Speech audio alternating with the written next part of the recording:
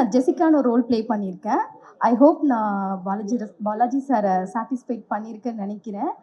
And after the many hardships, finally this movie is going to be appear on screen. So கண்டிப்பாக எல்லோரும் போய் support பண்ணுங்கள். கண்டிப்பாக இந்த மூவி வந்து நல்ல அவுட்புட் வந்திருக்குன்னு நினைக்கிறேன். படம் பற்றி சொல்லணும் அப்படின்னா, இந்த படம் வந்துட்டு நிறையா தடைகளை வந்து தாண்டி தான் இங்கே வந்து நின்றுருக்கு. எப்படி சொல்லணும்னா, டீம் வந்து அவ்வளோ எஃபோர்ட் போட்டிருக்காங்க. அவங்களோட விடாமுயற்சி தான் இன்றைக்கி வந்து இங்கே நிற்கிறோன்னு நினைக்கிறேன். கண்டிப்பாக நிறையா பிரச்சனைகள்லாம் ஃபேஸ் பண்ணி தான் இங்கே வந்து நின்றுருக்கோம். ஸோ விடாமுயற்சியே விஸ்வரூப வெற்றின்னு சொல்லுவாங்க இல்லையா, அந்த மாதிரி இந்த படம் வந்து கண்டிப்பாக ஒரு விஸ்வரூப வெற்றி அடையும். ஏன்னா அந்த அளவுக்கு எல்லாரோட விடாமுயற்சியில் தான் இன்றைக்கி நம்ம இங்கே நிற்கிறோம். அவ்வளோ டீம், அப்புறமா டைரக்டர் சார் பாலாஜி, ப்ரொடியூசர்ஸ் எல்லாருமே வந்துட்டு அவங்களோட எஃபர்ட்ஸ் அவ்வளோ போட்டு ஒரு அவ்வளோ பெரிய பிரச்சனையை ஃபேஸ் பண்ணி தான் இன்றைக்கி நாங்கள் இங்கே நின்றுருக்கோம். ஸோ படம் வந்து கண்டிப்பாக பெரிய லெவலில் ஹிட் ஆகும். சொல்லுங்கள் ப்ளீஸ். ஆக்சுவலி என்னென்னா, இந்த படத்தில் இவங்க வந்து என்னோடய friend Jessica character. And real லைஃப்லையுமே நாங்கள் 2 பேரும் ரொம்ப க்ளோஸ் ஃப்ரெண்ட் ஆகிட்டோம். இந்த படம் வந்து எனக்கு ஒரு பியூர் சோல் வந்து கொடுத்துருக்காங்க. ஒரு ஃபீமேல் வெர்ஷன் பார்த்தா ஆக்சுவலி இவங்க. ஸோ இந்த படத்துக்கு ஒரு பெரிய தேங்க்ஸ் சொல்கிறேன், ஏன்னா இவங்களை எனக்கு ஃப்ரெண்டாக போட்டதுக்கு. இந்த படம் எனக்கு வந்து ஃபஸ்ட்டு மூவி. டைரக்டர் எனக்கு ஒரு நல்ல வாய்ப்பை க்ரியேட் பண்ணி கொடுத்துருக்காரு.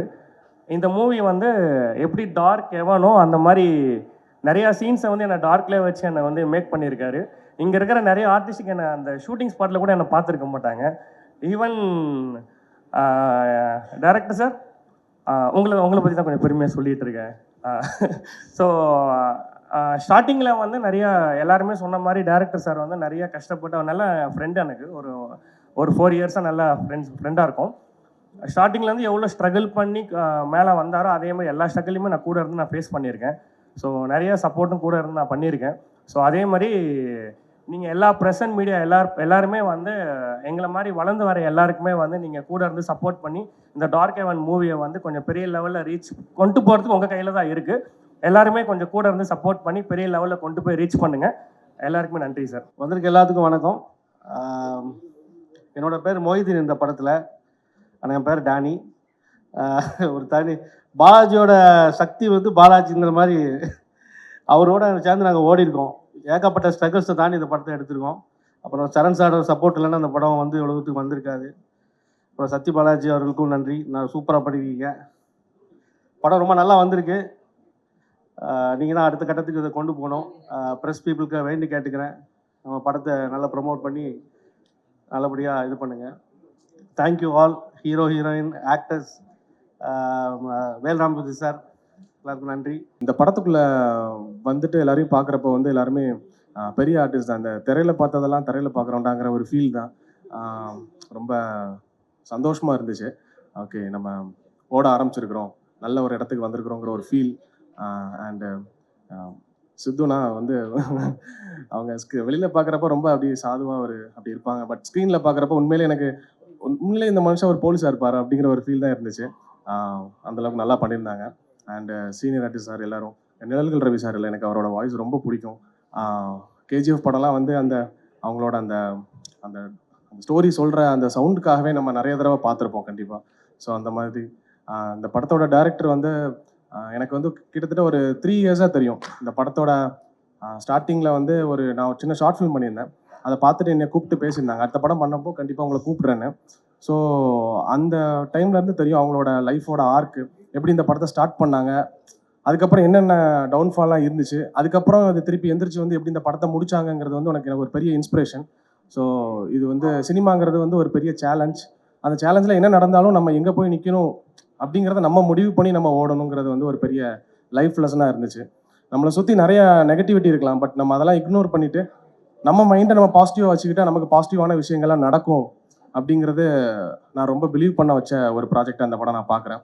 ஸோ உங்கள் எல்லாரையும் நாங்கள் கேட்குறது, நாங்கள் எல்லாம் முடிச்சிட்டோம் ஒர்க்கை, நீங்கள் தேட்டரில் பாருங்கள், கண்டிப்பாக இந்த படம் நல்ல படமாக இருக்கும். இந்த படம் ஒரு கேமராமேன் சார் சொன்னார், வண்டி போகாத இடத்துக்குலாம் கூட்டின்னு போனாங்க.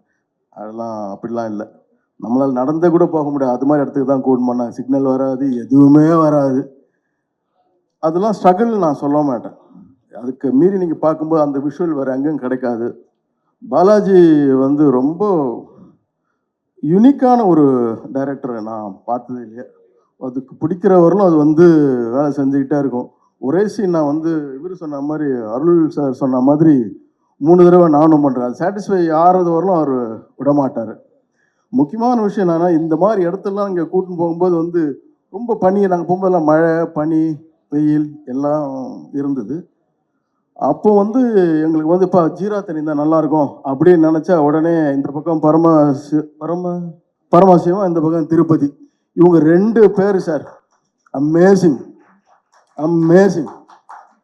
நீங்கள் நினைச்சேன்ப்பா ஏதாச்சும் வேணுமா சார், உடனே போங்க 2 பேரும் கடற்கடன்னு எடுத்து வந்து 2 பேரும் கொடுப்பாங்க.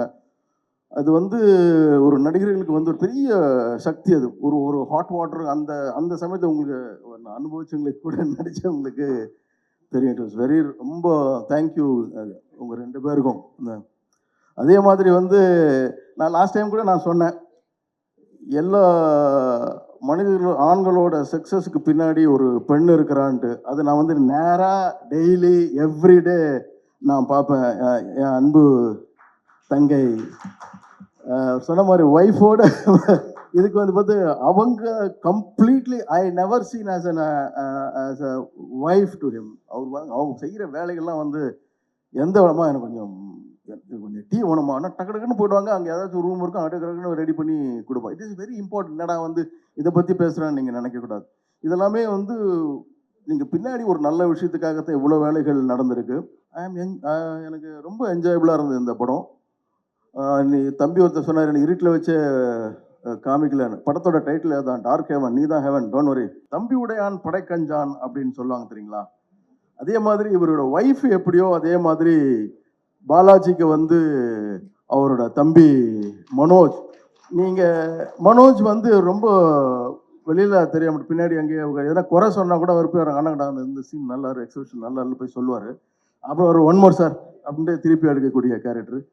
அண்ட் சித்து, நான் யாரையும் சொல்லவே இல்லை, Sidhu is very very committed actor, நல்ல hard worker, you will have future man.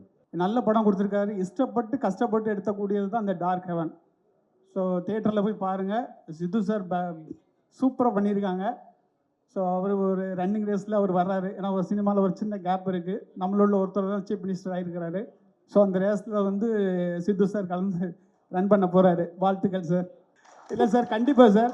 Sir அதாவது நீங்கள் ஒரு சேனல்லேருந்து வந்திருக்கீங்க, அந்த சேனல்லேருந்து வந்த யாருமே தோற்றதா இல்லை. ஸோ எஸ்கே அவரோட சொல்லலாம். ஸோ அதனால் நீங்கள் கண்டிப்பாக 8வது தூரத்துக்கு போவீங்க sir. Thank you sir, thank you so much. இந்த படத்துக்கு என்கிட்ட பேசுகிறாரு, பாலாஜி பேசுகிறாரு.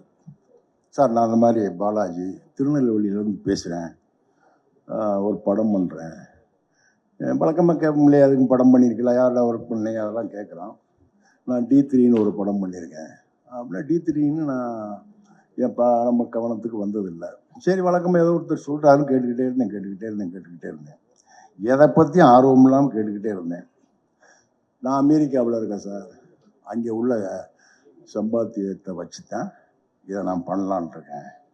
ஒன்று சார், நான் சரியாக பிடி கொடுக்காமல் போய்கிட்டே இருந்தேன். ஒன்று சார், இந்த படம் எடுப்பேன், இது தோத்துச்சுன்னா நான் எல்லாத்தையும் விட்டுட்டு அமெரிக்கா போயிடுவேன் அப்படின்னார். இந்த ஒரு வார்த்தைக்கு நான் அவர்கிட்ட மறுபடியும் எதுவுமே பேசலை. தேதியை கேட்கல, சம்பளத்தை கேட்கல, எதுவுமே பேசலை. சரி பாலாஜி பண்ணுறேன் பாலாஜி. அன்னைக்கு அந்த ஃபோனில் பேசுகிற போது அவர் மேலே இருந்து எனக்கு ஒரு நம்பிக்கையும் ஒரு அன்பும், என்ன அது வந்து கடைசி வர இப்போ வர அவர் ஒரு இயக்குனராகவே நான் பார்க்கல. இந்த படத்தில் இயங்கின யாரையுமே அவங்க மனைவியிலேருந்து குடும்பமாக தான் இருந்தாங்க. அங்கே போனால் டைரக்டர், இந்த ப்ரொடியூசர், மூணு ப்ரொடியூசர் வந்து நின்று பேசினாங்களே, நடுவில் இந்த ஒயிட் ஷர்ட்டில் இருந்தார் இல்லையா, அவரெல்லாம் அவர் கூட தம்பி நடிச்சுக்கிட்டு இருந்தேன். நான் இது வரைக்கும் அப்படி தான் நடிச்சுக்கிட்டு இருந்தேன். அவங்க வாழ்த்திக்குவாங்க. ஏன்னா மனைவி பார்த்தீங்கன்னா ஓடிக்கிட்டு தெரியுவாங்க. பரிதாபமாக இருக்கும், பார்க்க சங்கடமாக இருங்க. நம்மலாம் பிள்ளை ஊட்டி பேரம்பத்தியெல்லாம் பெற்று விட கண்டாளுங்க குடும்பமாக அலைவாங்க. இன்னொன்று நான் அன்னைக்கே சொன்னேன், நம்ம மேக்கரைக்கு நீங்கள் காரில் ஏற்றிக்கிட்டு போய்கிட்டு இருக்காரு, அவருடைய சொந்த காரில் ஏற்றி போய்கிட்டு இருக்காரு.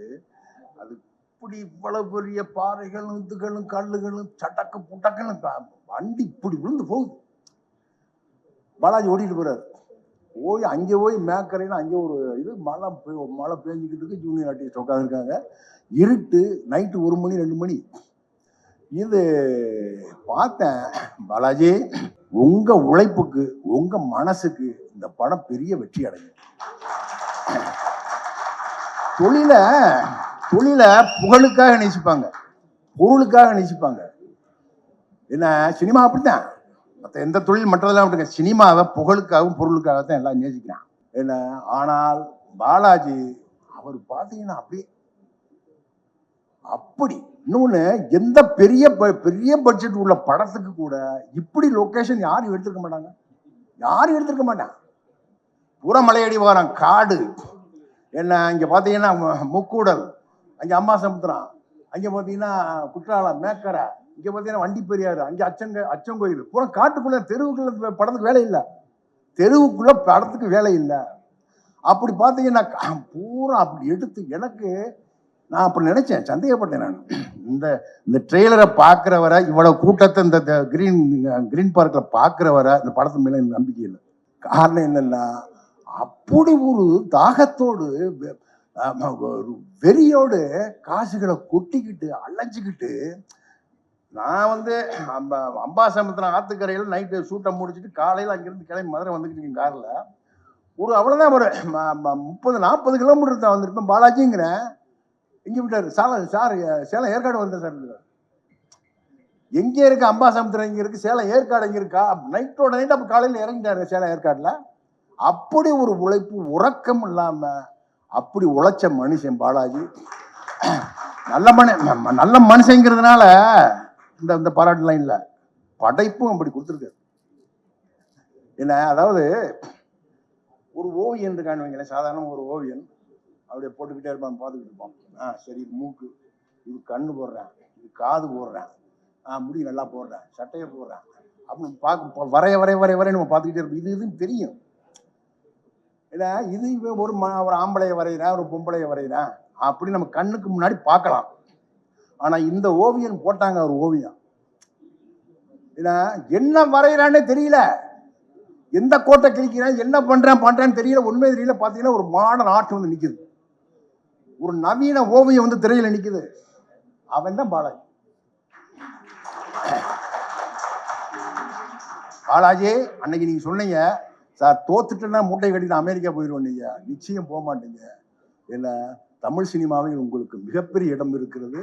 எல்லாரும் உங்க ஆதரவை தரணும். ஊடக நண்பர்கள் இந்த படத்துக்கு பெரிய ஆதரவை தரணும்.